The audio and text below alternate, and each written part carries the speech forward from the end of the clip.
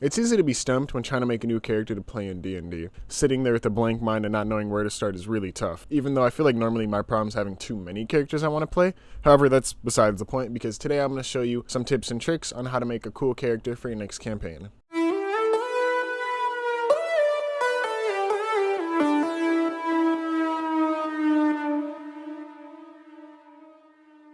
A good way to make a new character is to try something new. If you've never played a rogue, then play a rogue. Or, you're a little scared, maybe pick a class you're familiar with, but try a different subclass. Maybe have your mage go to the School of Illusion instead of always doing the School of Evocation. That way, it's still familiar territory with only a few changes. It's always a lot of fun to try something new because you have to play differently than normal. By doing this, you get a new perspective on the game, which can help out for later campaigns, or even if you're a DM. I feel like playing a new character with a different style always helps with my overall understanding of D&D. You might even really like this new class so you've never even gave much thought to. All the classes are pretty cool in their own regards, and if you don't like it, oh well, good thing you tried it at least, because now you know. Now, maybe that's just too much thinking for you. And if that's the case, turn off your brain, go on autopilot, and use a random generator. But basically, you get a random class, a random subclass, and a random race for your character. We do this on our one-shot series called Roll With It. Check out that playlist if you're curious to see how it plays out. And doing this is fun because you get to try something new and test out wacky combinations that you haven't seen before. One of our DMs, Tony, actually made this super useful cheat sheet on Google Docs to get a random character. We'll leave the link to the doc in the description so you could use it too. If you leave most of your decisions in D&D up to fate with your dice, why not do the same for your characters? This next way to make a character is super fun and honestly my favorite. But you make a character based off of something else. You just pick a character you like and throw it into your campaign. For example, you can make a character based off of a video game, like your Elden Ring build, or maybe one of those crazy bosses from the game. Or maybe you want to frame it off of a comic book character. In that case, make a bloodthirsty, dual-wielding fighter barbarian based off of Wolverine. You can even use your favorite anime and make your character like Gojo, Eren Yeager, or Dio. Those are just a few examples, but that would be badass. However, your inspiration doesn't have to come from some epic hero or villain. You could take inspiration from any form of media.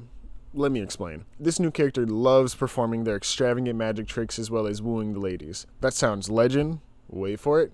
Dairy. Yes, I did just make a wizard bard multi-class based off of Barney from How I Met Your Mother. Or maybe your next character is a fiery, hot-headed fighter with a cool accent who loves to cook and uses a frying pan as a weapon. Did I just make my character Gordon Ramsay? You know I did, baby. There's so many different things you could base your next build off of, so go out there and have fun with it. Another tip for making your characters is start off with their backstory. After you come up with their details and lore, you can go back and pick what classes, weapons, and whatnot fit their character's description the best. Maybe they're in the traveling circus, or they were a butler to a noble family before they join your party's adventure. Doing this flips character creation on its head and allows for some crazy ideas to flourish from this. On the other hand, maybe you have your character but not a backstory, and that's totally fine. Backstories aren't needed, but they can help with making the game feel more immersive because it adds and allows more elements of the story that are directed for you, so it's more personal. But don't worry about your backstory because that can form as the story goes on. The last tip I have for you today is ask your DM about the campaign. Asking your DM what kind of vibe and story they're going for can help push you in the right direction. But maybe the DM wants his campaign to be a surprise and won't give enough info to help come up with a character. In that case, ask your friends. If they're in the session, you could see what they're going for and maybe it could inspire you. Or maybe it removes a class that you can play because you don't want to double down on clerics. It could even spark an idea to have you and your friends' backstories together, which could always be fun. You could be siblings or enemies or this or that.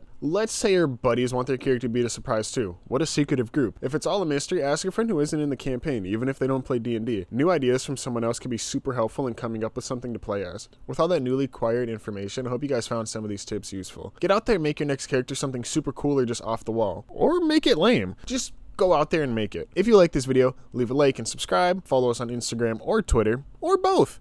And check us out live on Reddit, Twitch, and even here on YouTube. Have a good session and keep on rolling, guys. How silly!